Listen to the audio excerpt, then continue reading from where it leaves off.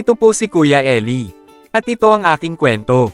Sa bagong Lori Stacy Market ay may tindahan ng mga gulay. Tila presyong bagsakan sa mura ng mga halaga. At sure mga bago at sariwang gulay. Dito lang ito, walking distance sa Talipapa.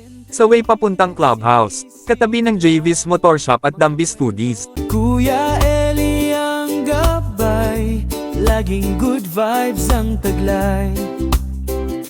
Try nyo na, bili na dito at talagang mas mura kaysa sa iba. Mula sa manggahan hanggang sa traffic na tehero, bawat araw ay mayroon tayong kwento.